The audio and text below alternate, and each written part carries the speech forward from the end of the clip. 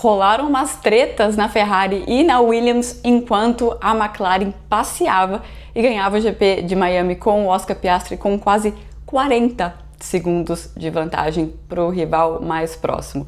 Eu tô aqui em Miami, vou contar tudo para vocês, começando pelas tretas, porque vocês estavam mais interessados em saber sobre as tretas lá nas perguntas que me mandaram no meu Instagram, numa F1 Live. Então, toda vez depois da corrida, eu abro nos stories uma caixinha de perguntas e vocês fiquem à vontade para perguntar o que vocês quiserem. O que mais? Então, clima na Ferrari, porque as coisas azedaram também na Williams, a vantagem da McLaren, o que eles descobriram, Piastri versus Norris, qual é a diferença? Muita gente perguntando, será que já acabou o campeonato pro Norris? Melhora no comportamento da Sauber, aparentemente nesse final de semana, e um balanço do final de semana do Bortoleto, os pilotos da Cadillac para 2026 e o futuro do Jack Doohan. Para quem não me conhece, me falaram, você tem que se apresentar. Tá bom, vou me apresentar. Eu sou Juliane Serrazoli, cubro a Fórmula 1 em loco desde 2011 e tô lá dentro, converso com as fontes e trago tudinho para vocês por aqui. Por que a Ferrari não rendeu nesse circuito e como tá o clima dentro da equipe? Então eu fui lá perguntar pro Fred Vasseur o seguinte: você acha que vocês conseguiram o melhor resultado possível para a Ferrari nessa corrida? Ele fez assim, sim. Entrando no contexto, o que aconteceu com a Ferrari ao longo da corrida? Então o Hamilton larga em 12º e ele falou, sim, o nosso problema foi a classificação. O nosso problema foi a gente não consegue tirar rendimento do pneu novo. Então as nossas voltas mais rápidas na classificação foram feitas com pneu usado. E é claro que você vai perder ali uns 3, 4 décimos só nisso, só de você fazer volta com o pneu mais usado. E o grid da Fórmula 1 está tão apertado no momento que isso significou que a Ferrari largou em 12º e em 8º com o Charles Leclerc. E em 12º o Hamilton escolhe a estratégia diferente, que é a estratégia de largar com o pneu duro. E aí, no final da corrida, o Leclerc larga com o pneu médio. Na parte final da corrida, eles se encontram na pista com o Hamilton com o pneu mais rápido, mais atrás do Leclerc. E a gente ouve uma discussão no rádio, o Hamilton cobrando uma pressa maior para eles definirem o que fazer, porque ele está numa estratégia melhor naquele momento com o pneu médio e ele quer passar o Leclerc. Segundo o Fred Vasseur, eles não demoraram tanto assim. Na transmissão ficou parecendo que eles demoraram, mas eles demoraram uma volta e meia, 2 minutos para tomar a decisão.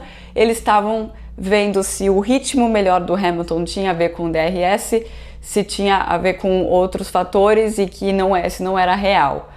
No final das contas, o Hamilton só passou o Leclerc depois que ele perdeu um pouco do rendimento do pneu, né? A gente sabe que toda vez que o piloto fica atrás, próximo de um outro, ele está andando na turbulência, ele escorrega mais e aí o pneu vai embora mais cedo.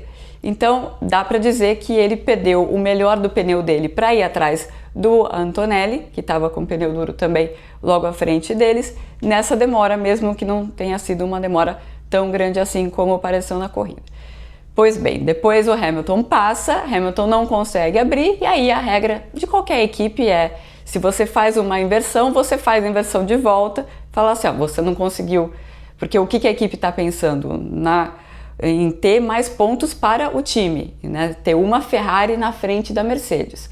Isso não aconteceu, então inverte de volta, mas mesmo essa inversão de volta foi confusa e problemas de comunicação da Ferrari que já são clássicos na equipe italiana e é uma coisa que eles têm dificuldade de resolver. O que aconteceu foi que o Leclerc tinha recebido a mensagem de que o Hamilton ia deixar ele passar, mas a mensagem não tinha sido dada para o Hamilton ainda, então ficou aquela confusão.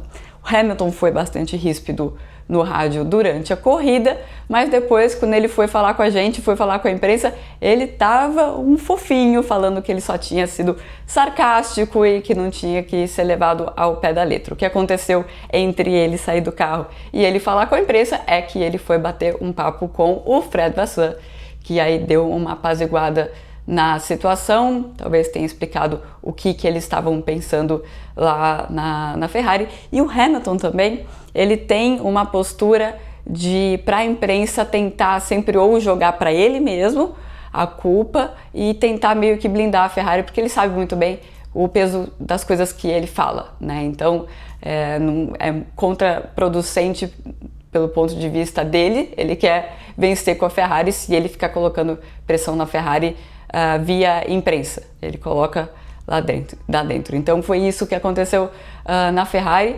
mas dá para concordar com o Vasseur quando ele fala que o problema da Ferrari foi a classificação mesmo. O problema que eles precisam entender para as próximas corridas é como tirar bastante rendimento de um pneu novo. Isso realmente não pode acontecer, porque depois eles largaram mais atrás, conseguiram recuperar um pouco, mas eles têm um ritmo parecido com ritmo de corrida parecido com Red Bull, com Mercedes. Se eles largarem atrás, eles vão ficar atrás, porque é parecido o ritmo, né? Para ultrapassar precisa ser melhor o ritmo. Então não está totalmente errado o Fred Vasseur, mas há problemas de comunicação na Ferrari claros. A Ferrari parece caótica, mas o Sainz soltou uma bomba na Williams, né? Sim, então o Sainz não estava bonzinho depois nas entrevistas, não. Acho que o James Vowles tentou acalmar ele no rádio, mas não deu muito certo. O que aconteceu na Williams tem aquela confusão na frente, né? O Max dá aquela perdida no carro, vai para cima do Norris, o Norris tem que sair e volta para a pista, e isso faz com que o Sainz tenha que tirar o pé do acelerador. Ele vai para perto do Albon e os dois se tocam. Nesse toque tem danos no carro do Carlos Sainz, mas o Sainz continua na frente do Albon. E aí depois, lá pela volta 15, o Sainz está falando para a equipe: vamos junto, nós dois. E ele está achando que o Alex está recebendo a informação de que não é para passá-lo, que é para os dois irem juntos, o Alex no DRS dele. E aí essa mensagem não chegou. Chega um momento em que o Alex recebe a seguinte mensagem: você está com um problema de temperatura de água, se não me engano, e então você fica atrás. E aí o Alex fala: mas eu tô passando. E o engenheiro fala: então vai. Então o engenheiro dá o ok para ele passar o Sainz. O Sainz é ultrapassado achando que as posições estão congeladas para eles pensarem no que é melhor para a equipe naquele momento, e isso deixa ele muito irritado. Mas não é só isso. Inclusive no final da corrida ele fala: olha, eu perdi confiança aqui, eu não posso confiar em vocês se eu acho que a gente está jogando um jogo e o meu companheiro de equipe está jogando outro jogo. É claro que eles vão sentar, vão conversar e vão ver o que aconteceu. Também erro de comunicação. E o que o Carlos Sainz falou também é que houve alguns erros operacionais da Williams ao longo do final de semana que fizeram com que ele começasse a corrida com um pneu usado, que é longe do ideal. Então, várias coisas para eles arrumarem, várias coisas que dava para saber que ia acontecer, né? O Sainz é um cara acostumado a andar em um nível e a Williams está em outro nível. A Williams chamou o Carlos Sainz para a equipe justamente para que ele ajude a equipe a ir para esse outro nível em que ele estava acostumado a andar. O Max falou do resfriamento dos pneus da McLaren. É esse mesmo o segredo deles? Sim, esse é o principal segredo deles. Eles conseguem manter a temperatura sob controle, principalmente dos pneus traseiros, de um jeito que ninguém mais consegue. Então não é uma coincidência que essa vantagem que a gente viu, avassaladora que a gente viu nessa corrida, tem acontecido na prova que foi a mais quente do ano. Aquela expectativa de chuva, mas estava um pouco nublado, mas em alguns períodos saiu o sol. Miami sempre tem uma diferença bastante grande de temperatura de pista quando sai o sol e quando não. E era o sonho do Zac Brown desde da sexta-feira. Ele estava falando: se tiver muito calor vai ser muito bom pra gente, justamente por isso. A Red Bull, inclusive, instalou câmeras térmicas no box deles, na parte de pit stop deles, focadas na McLaren, para quando a McLaren para o carro lá, eles tentarem ver onde que está mais frio, menos quente no pneu traseiro, e para tentar entender qual é o mecanismo. Você vai falar com a McLaren, é claro que eles não vão entregar o que está acontecendo, mas o palavreado do André Stella é que eles tiveram uma abordagem holística para os pneus. Então eles olharam em absolutamente tudo o que pode ajudar a manter a temperatura de pneus e colocaram tudo isso junto. Então tem mecânica, tem aerodinâmica, tem um monte de coisa junto. O mais curioso de toda essa história é que tem um cara chamado Rob Marshall que a Red Bull perdeu há uns anos, acho que são 2 anos agora que ele está na McLaren. Ele foi para a McLaren e quando ele saiu da Red Bull, já estava lá há muito tempo e ele é considerado um especialista de pneus. E ele, quando saiu, o Christian Horner falou: ele estava meio encostado aqui, a gente não estava usando, não vai ser uma grande perda. Todo mundo, né? Aconteceu também com o Adrian Newey, ele estava meio encostado. Com o Jonathan Whitley, acho que é um pouco difícil falar que o Jonathan estava encostado, mas todo mundo que sai da Red Bull tem esse discurso. E, bom, depois de 6 meses que o Rob Marshall estava na McLaren, eles dão aquele primeiro grande passo que eles deram no GP da Áustria, lá de 2 anos atrás. Então essa é a parte curiosa dessa história. O André Stella também apontou uma outra coisa, que o carro da McLaren está conseguindo andar mais fechado, com a aerodinâmica mais fechada, carenagem mais fechada, com menos aberturas para entrada de ar, porque o sistema de refrigeração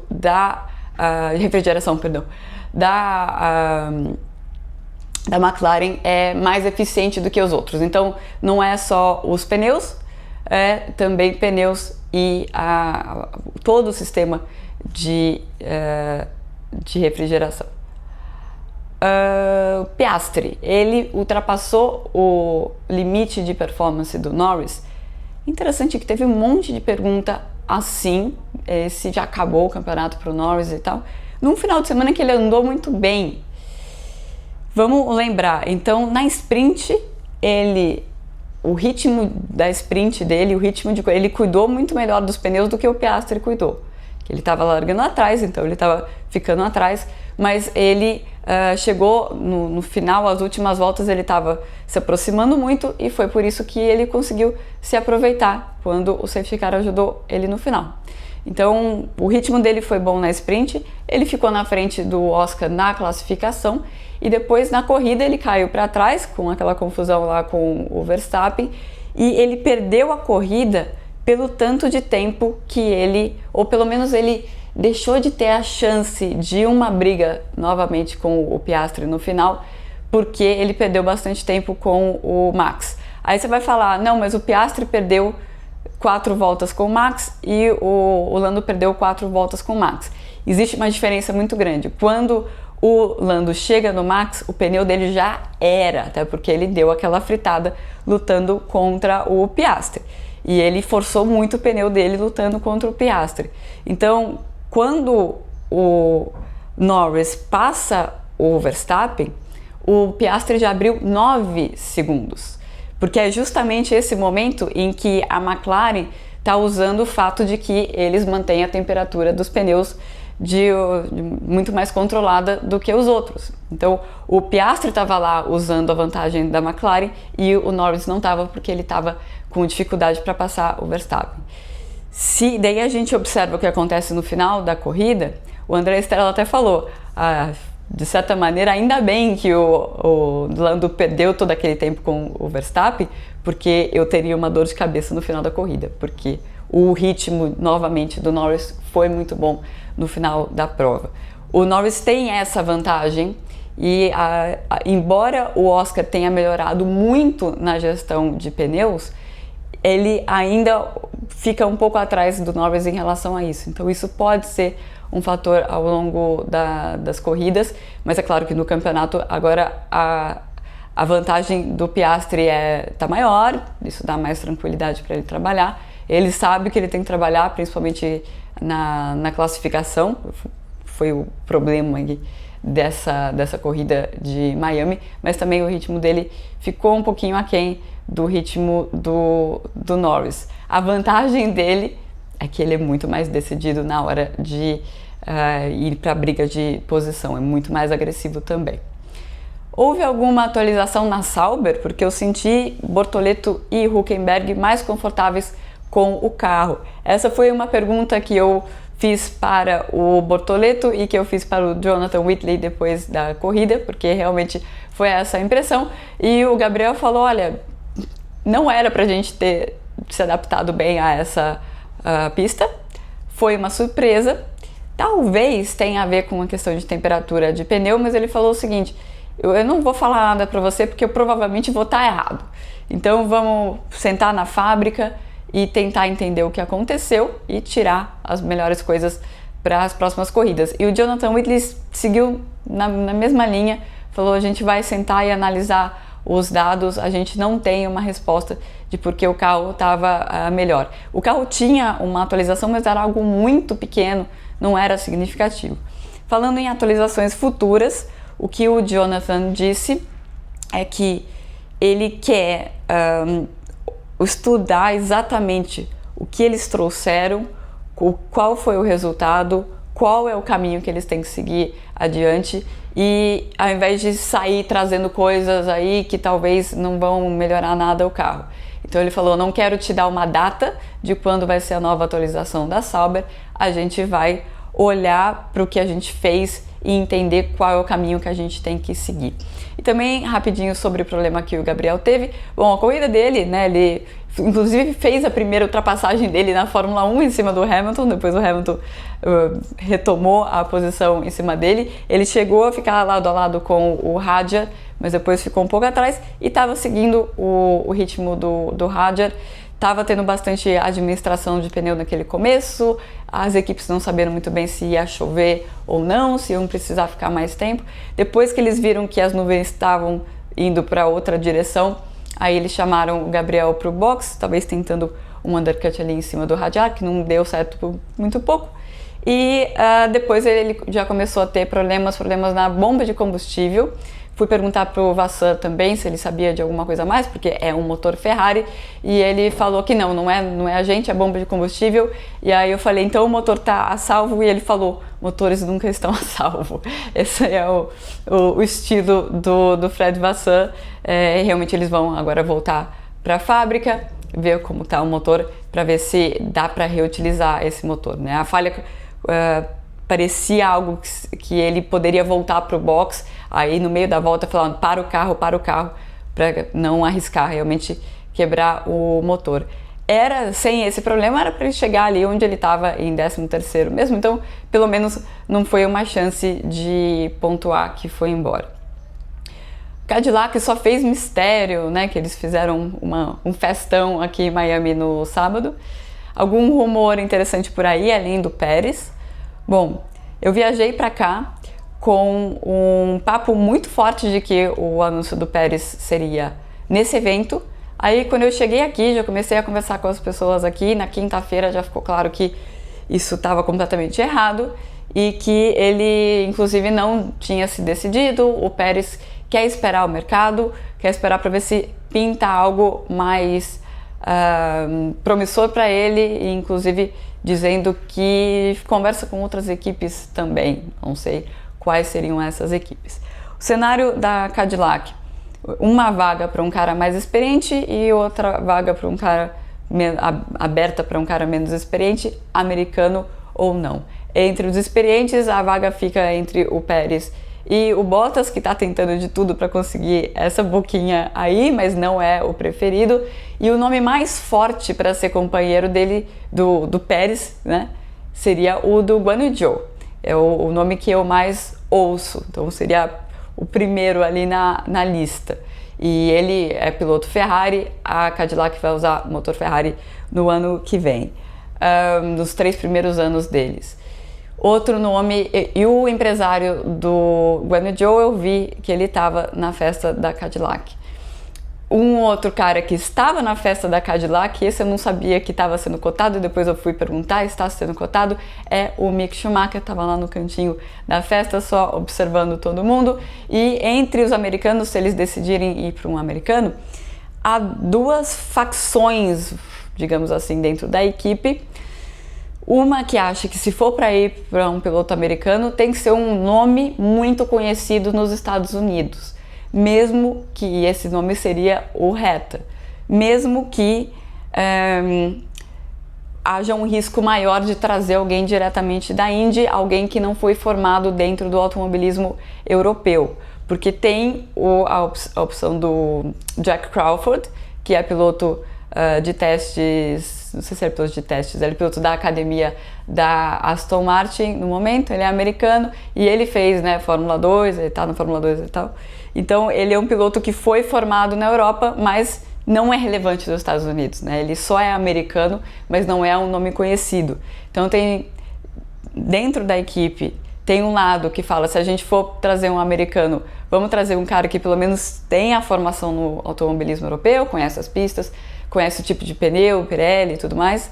E tem gente que fala, não, se a gente for trazer um americano, vai ser mais marketing mesmo e a gente vai correr um risco de trazer um cara da Indy que não conhece nada da pista, de como funcionam os carros, o pneu e tudo mais, e que seria um risco maior. Então esse é o cenário na Cadillac. A gente sabe que o Felipe Drugovich falou que conversou com eles, conversa de sondagem, mas eu não ouço realmente o nome dele ser incluído nessa lista aí, né? Eu ouvi assim, o Drugovich talvez seja o nome que é o 6º nome na lista de várias equipes, foi isso que eu ouvi sobre o piloto brasileiro. O Durham chega até a metade da temporada? Não chega até a metade da temporada. Provavelmente, inclusive, não chega até a Imola, né? Que é o que a gente estava ouvindo no domingo.